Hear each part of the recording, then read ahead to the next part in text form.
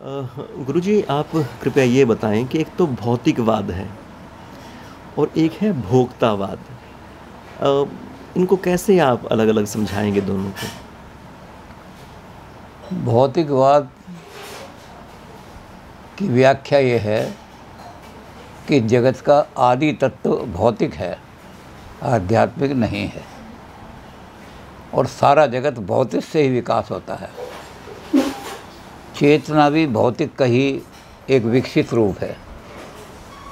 भौतिक तत्व धीरे धीरे धीरे धीरे विकसित होता है, and it is only by chance that mud became conscious.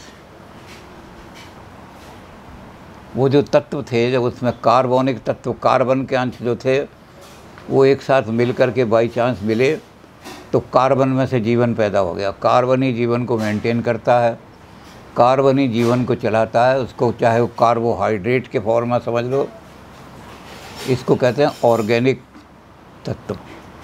ये ऑर्गेनिक तत्व जो है, इसमें से चेतना पैदा, जीवन पैदा हो जाता है, और इसको चलाने वाले भी कार्बोहाइड्रेट ही हैं। सारे शरीर को गर्मी रखने वाले कार्बोहाइड्रेट ही हैं।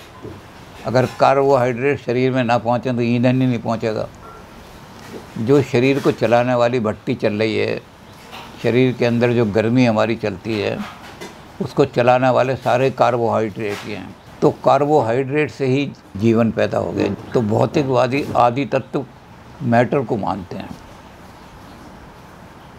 मैटर आदि तत्व है, और मैटर अनादि है, अनंत है।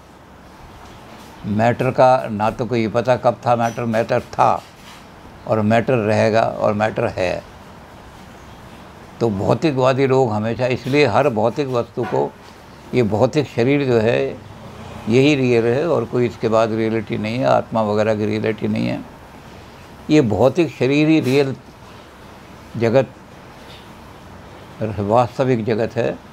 इसके अतिरिक्त तो और कोई जगत नहीं है, भौतिक जगत ही रियल जगत। ये अनंत तो दिखाई देता ही है कि कितनी गैलेक्सी हैं, कितने सूर्य हैं, हजारों, एक एक गैलेक्सी में कई कई सौ सूर्य लगे हुए हैं।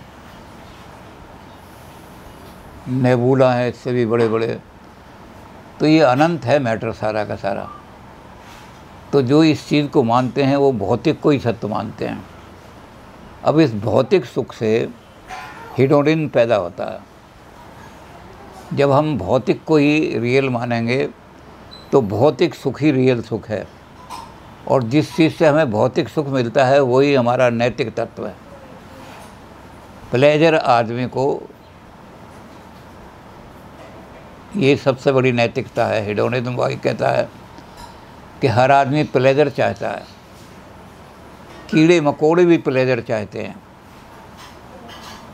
अगर उनको थोड़ा सा भी पेन हो तो फ़ौरन हट जाते हैं। तो जितने जीव हैं संसार के अंदर, चाहे वो आदमी हों, चाहे कुत्ते हों, चाहे बिल्ली हो, चाहे शेर हो, चाहे हाथी हो, कोई हो, सब प्लेजर चाहते हैं। अल्टीमेट डिज़ायर आदमी की प्लेजर ही है, और जिस चीज़ से प्लेजर मिलता है वही नैतिक चीज़ है, वही नैतिक। तो प्लेजर को मैक्सिमाइज करना, maximum pleasure of maximum number,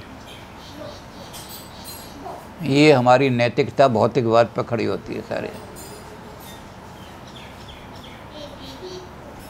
जब ये नैतिकता इस चीज़ पर खड़ी होगी तो क्या होगा कि शरीर को सुख देने वाली चीज़ें जो हैं ज़्यादा से ज़्यादा उत्पन्न करो भौतिक जगत से, और भौतिक जगत से जब ज़्यादा से ज़्यादा चीज़ें उत्पन्न करोगे तो उनका भोग भी करो। पहले कहा जाता था necessity is the mother of invention, अब ये कहा जाता है invention is the mother of necessity. कोई आपने नई चीज़, पिज़्ज़ा जो है आपने क्रिएट कर लिए, तो उसका प्रचार करो। कंज्यूमरिज्म भी है, उसका प्रचार करके पिज़्ज़ा के लिए नेसेसिटी क्रिएट करो, लोगों के मन में पैदा कर दो कि असली सुख तुम्हें पिज़्ज़ा से ही मिलेगा।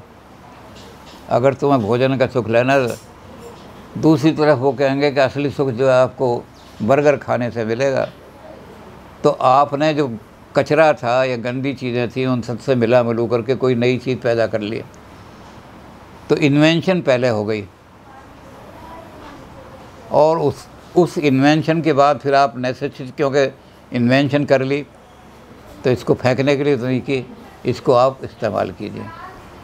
तो ज़्यादा से ज़्यादा सुख प्राप्त करने के लिए भोग की वस्तुएं जो हमारी इंद्रियों को सुख देने वाली हैं, हमारी 5 इंद्रियां हैं, यही सत्य हैं, यही संसार के अंदर सारी चीज़ों को सुख लेने वाली हैं। और जब हम सुख को ही आदमी के मानते हैं, अपने आप बेंथम ने कैलकुलस बनाया सुख का कि अपना सुख नहीं, मैं भी आदमी हूँ, ये भी आदमी है, तो इसको भी सुख मिलना चाहिए। तो उन्होंने कहा, कई चीज़ें दी उन्होंने, 10 उसके आयाम दिए। एक सुख ऐसा है जो 4 मिनट के लिए भोगा जा सकता है, एक ऐसा है जो 40 मिनट के लिए। तो 4 मिनट वाले सुख को छोड़ करके 40 मिनट वाला सुख लो, और इससे भी ज़्यादा कोई ऐसा सुख हो जो 4 घंटे तक भोगा जा सकता है। इसी तरह उन्होंने कहा कुछ ऐसा चीज़ है जिसको शेयर किया जा सकता है। एक आदमी एक सुख को भोग रहा है, आनंद ले रहा है। इसलिए उन्होंने कहा कि सेक्स प्लेजर सबसे घटिया प्लेजर है, क्योंकि उसको एक ही आदमी भोग सकता है। और जिस चीज़ को कई आदमी भोग सकते हैं, प्लेजर इंक्रीज हो गया, मल्टीप्लाई। जो प्लेजर मल्टीप्लाई हो सकता है वो सुपीरियर होगा। जो तो भौतिकवादियों ने भी अपने जो नैतिकता बनाई है, ये नहीं कि एक ही आदमी सारा भोग, लेकिन ये कि सुख ज़्यादा बढ़ना चाहिए, ज़्यादा ज़्यादा सुख दो सारे सारे। तो कंज्यूमरिज्म जो है ये भौतिकवाद की नेसेसरी प्रोडक्शन है। जब भौतिकवाद बढ़ेगा, यानी भौतिक ही जगत सत्य है, भौतिक सुख ही सबसे बड़ा सुख है, और भौतिक सुख को भोगने वाला जो हमारा भौतिक शरीर है, उसकी इंद्रियां, यही सुख को भोगने का साधन है, और कोई साधन नहीं है। तो कंज्यूमरिज्म बन जाएगा, ज़्यादा से ज़्यादा कंज्यूम करो। वो कंज्यूम का, जैसे मैंने बताया, कंज्यूम का नियम बदल जाएगा। पहले ऐसा कि आदमी को जो चीज़ों की ज़रूरत होती थी वो चीज़ें पैदा कर लेते हैं। अब ये होता है कि नहीं, शरीर को सुख देने के लिए आपके मन में चीज़ पैदा की और फिर उसको प्रचार करके लाओ। कंज्यूमरिज्म प्रोपेगेंडा पर बहुत डिपेंड करता है। एडवर्टाइजमेंट जो है कंज्यूमरिज्म की सबसे बड़ी शक्ति है। तो कंज्यूमरिज्म की शक्ति है एडवर्टाइजमेंट, क्योंकि आप पहले चीज़ क्रिएट करोगे, उसके बाद उसका भोग करोगे। तो उपभोक्तावाद ये है, चीज़ों को क्रिएट करो और उनके लिए लोग नेसेसिटी पैदा करो, ये कंज्यूमरिज्म बन जाएगा। तो मटेरियलिज्म की नेसेसरी उसका जो है एसोसिएट चीज़ या उसका नेसेसरी कंक्लूजन वो उपभोक्तावाद, भौतिकवाद की पराकाष्ठा ही उपभोक्तावाद में होगी।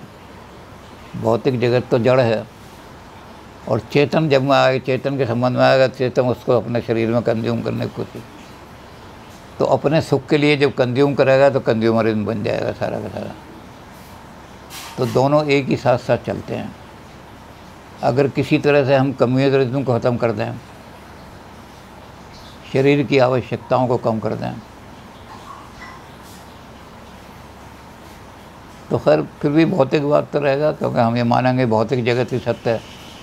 लेकिन कंज्यूमरिज्म उसमें से निकल नहीं पड़ेगा, उसका नैतिक रूप खत्म हो जाएगा, भौतिकवाद ही भौतिकवाद रह जाए।